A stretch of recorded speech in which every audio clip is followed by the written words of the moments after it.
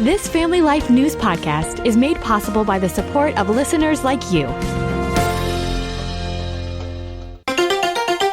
Next on the 5 o'clock report. There will be extensive damage to the infrastructure. There's going to be long-lasting power outages. His days are numbered. Something's going to happen. With the government shut down, we're starting to see new clientele come in to sign up for the pantry. It's just a blessing to see the kids smile on their face. Now, let's go to the newsroom. Good afternoon and welcome to the broadcast. I'm Family Life News anchor Sarah Harnish. Category 5 catastrophe. The outer bands of Hurricane Melissa have just reached the island of Jamaica. Population 3 million. Hurricane Melissa is expected to make landfall as the strongest storm in this country's history. The National Hurricane Center is predicting a direct hit. With 200-mile-an-hour winds, Director Michael Brennan says it is the upper limit of what the Atlantic Basin can produce. The potential for 9 to 13 feet of storm surge inundation above ground level. CBS meteorologist Craig Allen says for those that have not sought adequate shelter, the next 48 hours will be a waking nightmare. There will be extensive damage to the infrastructure. There's going to be long-lasting power outages, communication outages. Many communities will become isolated and could be completely cut off. Real Answers' Chris Anderson has been going to Jamaica with local missions teams for more than a decade and a half. He says his friends are in grave danger. What do you think can happen with a Cat 5? You've been there, Chris. The houses, they're not very strong. Well, there's really two types of houses in Jamaica. The first type are really just board shacks with corrugated metal roofing that won't stand up to a hurricane nearly this strong here. I mean, they're going to go fast. If you have some more money down there, folks tend to build concrete structures which do have the ability to stand up to stronger storms. But quite honestly, if you're right on the coastline as a Category 5 hurricane comes in, you better be in a very strong cement building. Otherwise, you're in danger. Anderson says dozens of churches in New York and Pennsylvania are affiliated with Jamaican ministries one by one out of Du Bois, Pennsylvania, and Follow the Source out of Shingle House, Pennsylvania. A ton of people from our area that have visited these places, both through Don and Elaine as well as one by one, the ministry that I was associated with and have been for years. I know there's a ton of people that are probably listening to this right now in our listening area that have a personal connection to both of these ministries. So let's see what we can do to rally behind them and really help this little island nation out because they don't have the resources that we do. Melissa set for an early Tuesday morning landfall. The Family Life News team will be covering it closely. President Trump got a royal welcome in Japan today, but the biggest stop will be Seoul, South Korea for the APEC conference and a meeting with Chinese President Xi Jinping to put the finishing touches on a trade deal with China. Trump predicts it'll go well. We're going to have a great talk. I have a lot of respect for President Xi. I like him a lot. He likes me a lot, I believe, and respects me, and I think he respects our country a lot. CBS's Natalie Brandt has a preview. We know that these key issues include the sale of TikTok, China's restrictions or export controls on rare earth minerals, so important for tech and defense and so much more, fentanyl production, as well as agriculture. An American warship has docked in Trinidad and Tobago as tensions escalate with Venezuela and its president, Nicolas Maduro. Republican Senator Rick Scott told 60 Minutes. If I was Maduro, I'd head to Russia or China right now. Because? His days are numbered. Something's going to happen. Whether it's internal or external, I think something's going to happen. It is day 27 of the government shutdown. There's a lot of frustration among those being impacted, like this federal worker at a food kitchen. That's a problem when you can't find common ground on issues that matter and issues that are important. And when you hold federal government employees hostage over that, it is a bad taste in your mouth. Federal food assistance could be halted November 1st. More than 40 million Americans rely on SNAP benefits to buy food. House Speaker Mike Johnson says it's basic math. You need 60 votes in the Senate. We only have 53 Republicans. The Democrats are the ones voting repeatedly to shut down the government. Bucking the system. Planned Parenthood of Wisconsin is providing abortions again a month after suspending them. CBS's Matt Piper reports. The hold was due to federal Medicaid funding cuts in President Trump's One Big Beautiful Bill Act. Now the Wisconsin chapter of Planned Parenthood waived its status as an essential community provider, and by doing so, says it no longer fits the definition of a prohibited entity under the federal law and can receive Medicaid funding. Piper says the organization is using its own donations for abortions to dodge restrictions from the Trump administration. The man accused of assassinating conservative activist Charlie Kirk will be allowed to wear regular clothing during his trial. The Utah judge in the case made his ruling today, adding that Tyler Robinson is presumed innocent and potential jurors seeing him in prison attire would be prejudicial. His next hearing is set for January. And today marks the sports equinox. That's when all 4 major professional sports leagues are in action on the same day. Today we'll see 11 NBA games and 2 NHL games played along with Monday Night Football and Game 3 of the World Series. This is the 32nd sports equinox since the first one happened back in 1971. Still to come on the 5 o'clock report, LIHEAP suspended for a month in Pennsylvania. SNAP benefits also at risk, and the woman that gave away 300 coats in New York.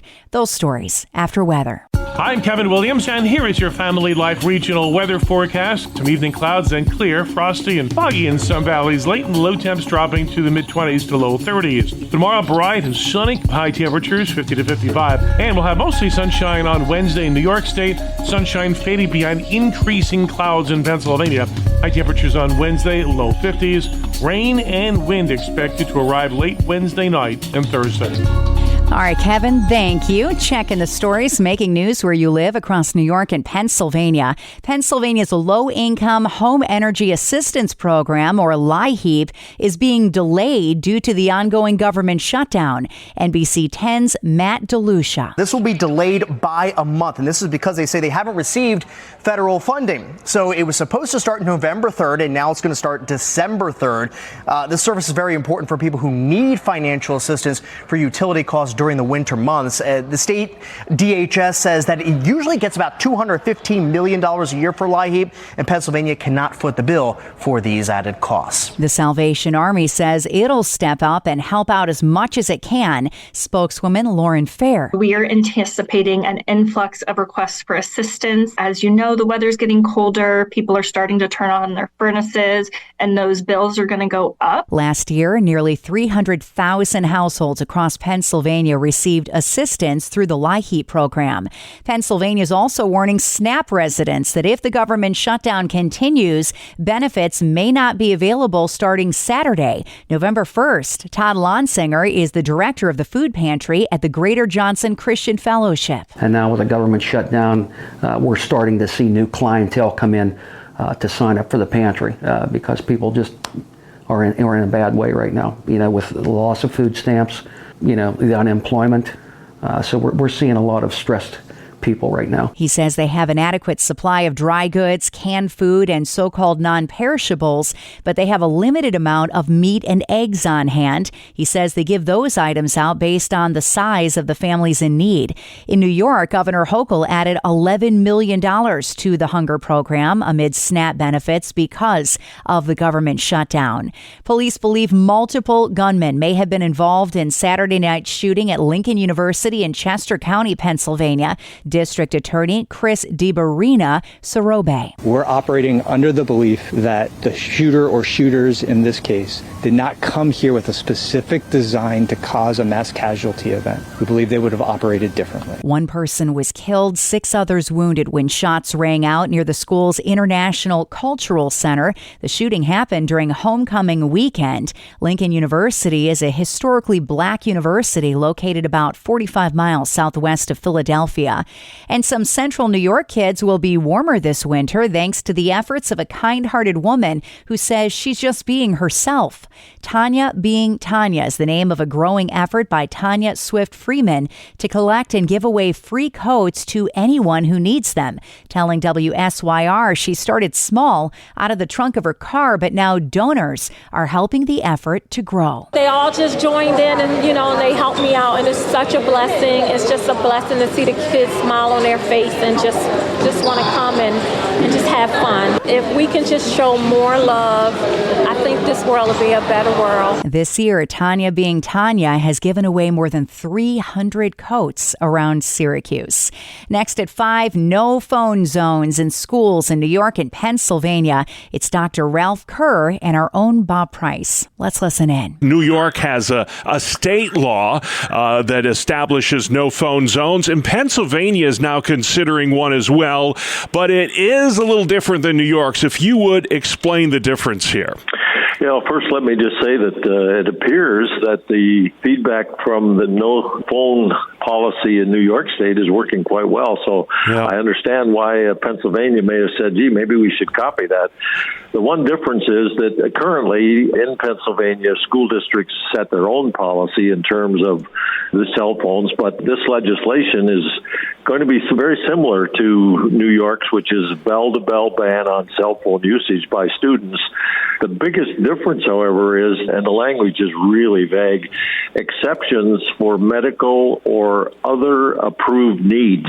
Mm-hmm. Now, I have no idea what the other approved needs might be, and I think unless that's clarified, that's going to be a real issue in them trying to implement that particular policy. So that's a major difference between New York. Yeah, and we'll in future programs discuss more the positive feedback that is happening in New York from their cell phone ban. Makes you wonder, why didn't we think of this sooner, Ralph? That's true. Well, hey, your favorite agency, the New York State Education Department, he said with tongue-in-cheek, issued new guidelines last week just when you thought it couldn't get any crazier. They're now urging schools to do away with timed quizzes in math classes, or saying that this is putting too much pressure on students. Critics of this, Ralph, will say that quizzes help kids get ready for real-world deadlines. What are your thoughts on timed math quizzes, Dr. Kerr? Well, this is an interesting issue in that there's a lot of discussion, first of all, about whether timed quizzes actually cause anxiety or not. Some of the research that I looked at said that's just not true, but life is full of anxiety and life is also full of pressure, and I don't think that time testing in mathematics is something that's that big a deal. You can subscribe, listen to, and share Issues in Education and all of Family Life's original podcasts at Apple Podcasts, Spotify, YouTube, or at familylife.org. Many people who save consistently will tell you it's a discipline they had to develop over time. Hi, I'm Rob West with a Faith and Finance Minute. Saving takes intentionality, so it's wise to set aside money on a regular basis. Clear goals make it easier. Start with an emergency fund. Aim first for $1,500, then 1 month's living expenses. From there, build toward 3 to 6 months' worth in savings. If that feels overwhelming, set smaller milestones like $25 a week. Achievable goals build confidence, and each step forward brings momentum. And remember, saving is about wisdom, not security. 1 Timothy reminds us, don't put your hope in wealth, which is so uncertain, but in God, who richly provides us with everything for our enjoyment. Manage your finances wisely with the easy-to-use FaithFi app. Download FaithFi, Faith and Finance from your app store, or learn more at faithfi.com. Next on the 5 o'clock report, we've got the ultimate one-night family vacation coming up after weather. I'm Kevin Williams, and here is your Family Life regional weather forecast. A clear, chilly night is ahead. Like last night, there'll be some areas of fog and frost late. It'll stay dry and cool through Wednesday. Then a storm moving up the eastern seaboard will bring a soaking rain and wind late Wednesday night into Thursday. The call for tonight, some evening clouds, then clear, frosty and foggy in some valleys late, and low temps dropping to the mid-20s to low 30s. Tomorrow, bright and sunny, crisp and cool, with high temperatures 50 to 55. And we'll have mostly sunshine on Wednesday in New York State, sunshine fading behind increasing clouds in Pennsylvania. High temperatures on Wednesday, low 50s. Rain and wind expected to arrive late Wednesday night and Thursday. All right, thank you, Kevin. Finally, at 5, it was a slumber party years in the making. I am very excited Dozens of kids and their parents just wrapped up a lock-in at New York City's American Museum of Natural History. What makes it unique is that it's the first since the global pandemic. Flashlights out. The idea is to encourage young explorers to grab a flashlight and get curious. This is the best way to have an evening with your family and your children. Trading screen time for an up-close look at the world's wonders. This dad said from live snake handlers to fossil flashlight tours, it was an overnight they will never forget as a family. I wanted to do this for a long time for myself and for him, and it's kind of magical. And that's the world that we live in for Monday, the 27th of October. I'm Sarah Harnish, and this is the 5 o'clock report on Family Life. Thank you for listening to this Family Life News podcast. If you've been encouraged by what you've heard, please share it with others and click the subscribe button to automatically receive future episodes. Family Life is a listener-supported ministry. Podcasts like this are made possible by your financial partnership. Find out more at familylife.org.